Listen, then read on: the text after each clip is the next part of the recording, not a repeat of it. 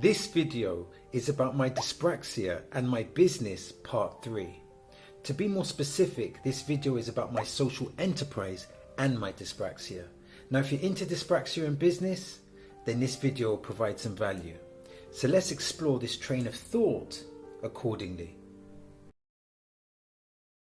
So I have gone to a business expo with my friend. Let's call him Jay. Now Jay is a coder and has a wealth of experience. I have no idea what to expect from this, but let's just see what happens. So I've gone to this expo and this is what I have taken from it. Number 1, the main thing is not about the money people have made, but it's about the stories people have to tell. Number 2, I got some good marketing advice about daily budgets and which social media is best to promote a message. And finally, number 3, I realized that I'm doing well in my journey. I have had grants, I have set up my CIC, I have a website, I have a business plan, and I have leads. So bad news today, as my grant application has been rejected. This grant was significant, so I'll have to take a meeting for feedback and resubmit the application with amendments. This is the stressful part, the rejection. But the car of business, or the car of this social enterprise, must keep going. So we had a Zoom call with a charity, which I will keep anonymous for now. It was a great conversation with the CEO. She seemed to have a clear direction of where they wanted to go. We were talking about utilizing my services. This could be presentations to universities and work institutions, etc. Now this is about creating value to society, awareness, and developing the appropriate business relationships. I really like the vision of the CEO, and I think there is a potential for a great business partnership. So we have signed a contract with this charity to do some business and provide value. We have read and agreed the terms. This is a new game of chess for me. Anyway, this is a partnership I really wanted. So let's start this journey. So I got my first 2 paid bookings. These bookings are online facilitation sessions. This is going to be based on dyspraxia awareness, so this is definitely my cup of tea. These opportunities came through the charity, so the partnership is working. I'm happy and excited, but now the preparation needs to begin. So I had a telephone call with someone that is known within the neurodiverse circles. She does speaking engagements, has a book, and is influential within this space. She gave me some great advice, and I'm very thankful for her time. Now when good people do good things, it can inspire you to carry that torch. To use a metaphor, the car of compassion is very contagious. Now G has done a great job on LinkedIn, and we have over 200 connections. Also, LinkedIn has generated us some business, which is brilliant. I never understood the power of LinkedIn, so this is a great experience. My negative confirmation bias was wrong about this platform, and I'm so glad that it was wrong. We also have a planned meeting with someone from a popular television network. Exciting opportunities are emerging. So I was thinking to myself that my niche is not only dyspraxia, it's being mixed race and having dyspraxia. And this all ties into being neurodiverse. But there is a deeper question. How can I positively affect someone's life with dyspraxia? What value do I bring to the table? This is not just about money. This is about positive impact, as it's a social enterprise. This is not a train of entertainment. This is a train of social value. Tell me your thoughts in the comment section. Okay, so we've been documenting the journey, and I hope you've enjoyed that. And now I just want to talk a little bit more about the process. So I've got my notepad, and let's begin. So basically, in moving forward with this, I was creating a business, but to be specific, I was creating a social enterprise. And you may ask the question, what is a social enterprise? What's the difference between a social enterprise and a business? Well, the main difference is that the social enterprise is primarily aimed at providing social value. So the primary aim is social value as opposed to money. And this social enterprise is also known as a CIC. So in formulating the social enterprise, this was then supplemented with a business plan. And this was done in collaboration with my mentor. And the business plan basically, details the financial projections, the ethos, the services, etc. So we've just established that we're trying to provide social value. But then we need to ask the question, what services or products are we providing to give social value? So that's two phases. Phase one, we're trying to provide social value.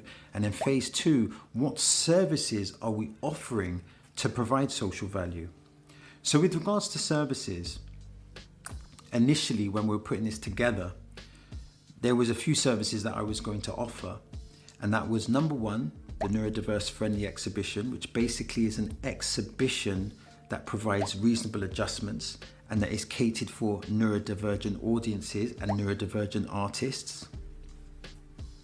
There was also facilitation, and facilitation is typically bringing awareness about dyspraxia, bringing awareness about the Equality Act, bringing awareness about reasonable adjustments.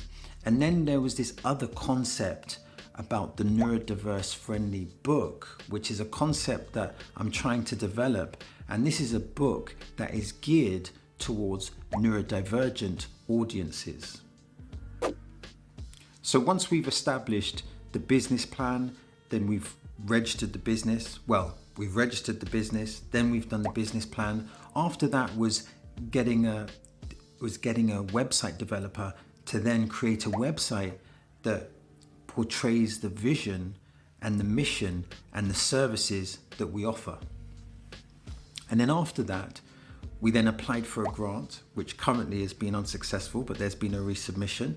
And the grant, the purpose of the grant was to fulfill the remit of providing the service of a neurodiverse friendly exhibition. Again, this is an exhibition that will pay neurodivergent artists and that will make reasonable adjustments for neurodivergent audiences. And then after that, I was looking for a PA to build the LinkedIn. And the purpose to building the LinkedIn was to try and create some business leads, but also to create awareness around this social enterprise. Now, to put this in more simple terms, the reasonable adjustment removes the barrier of the disability. So the reasonable adjustment removes the barrier of the disability. So the job coach, with the example of John, is removing the barrier of the disability. And the explainer video, in the context of Sally, is removing the barrier of the disability. And within this example that I'm giving, we're talking about dyspraxia, but this can lead to other forms of neurodivergence. So there's also one other thing I want to mention, and that is one of the main ethos of the social enterprise, and that is to create a neurodiverse friendly world. Now, what does that mean? So I want to create a neurodiverse friendly world through reasonable adjustments. Again, you may be asking, what does that mean? Well, basically, I'll give an example. Let's take a fictional person. Let's say John. And John, he's working a job. Now, John has a reasonable adjustment of having a job coach, and that job coach gives him the ability to retain and excel in his job. Let me give you another example. So let's say Sally is a student at a university, but she has the reasonable adjustments of having explainer videos that enable her to retain the information accordingly so that she can have the same, how can I put this? She can have the same chance as other people that are neurotypical. So a reasonable adjustment is just like a thing that enables you to be able to prosper and have the same chance as a neurotypical person. So within the example of Sally, this would be explainer videos, because she may struggle in retaining the information through text, because there's different types of learners. There are visual learners, there are text learners, there are kinesthetic learners, etc. So what we want to do is we want to contribute towards providing reasonable adjustments to create the neurodiverse friendly world. Now, as I have previously stated, we have, I think we can call it a partnership with another charity. And the purpose of that partnership is for me to provide facilitation to either work institutions or university institutions, primarily on dyspraxia or other forms of neurodivergence. And this has been a passion of mine from the beginning. This is part of my purpose, to spread the awareness of, what is dyspraxia, and spread the awareness of reasonable adjustments, and spread the awareness of being disability positive. So this collaboration or this partnership to me is very empowering, and I'm looking to provide value to any institution that I do facilitation with.